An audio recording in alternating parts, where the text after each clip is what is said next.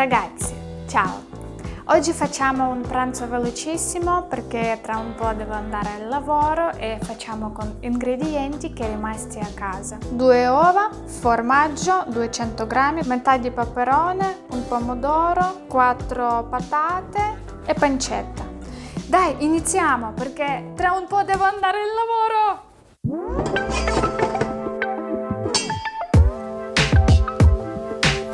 Tagliamo a pezzi sottili.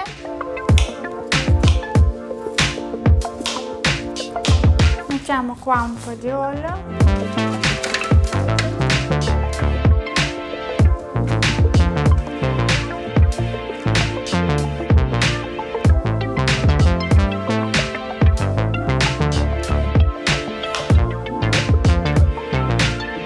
Ragazzi, ho sbagliato. Abbiamo bisogno di 3 patate. Tagliamo la pancetta a fette.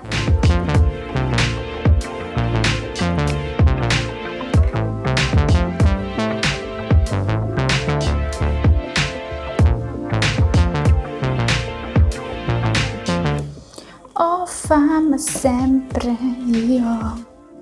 Tagliamo pomodoro. Abbiamo circa mezz'oretta. Allora, adesso è rimasto solo metà peperone. Dobbiamo tagliare. Tagliate come volete, come vi piace. A me piace così. Come bellissimo. Poi aggiungiamo un po' di sale e pepe.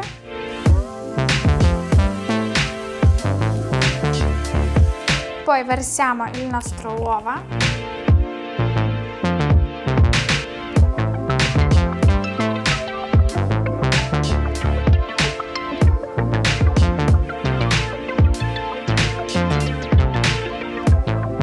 E tutto copriamo con formaggio. A me piace tanto il formaggio.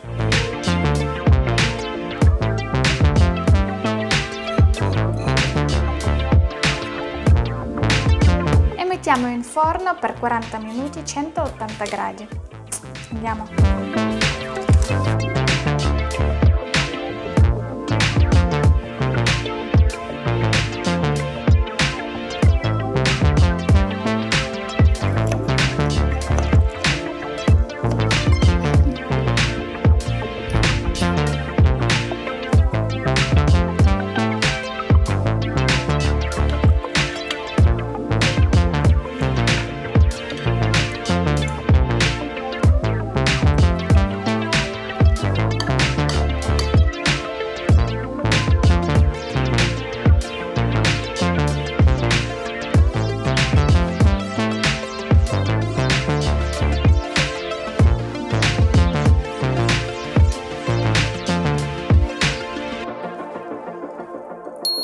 Dai, cominciamo perché tra un po' devo andare.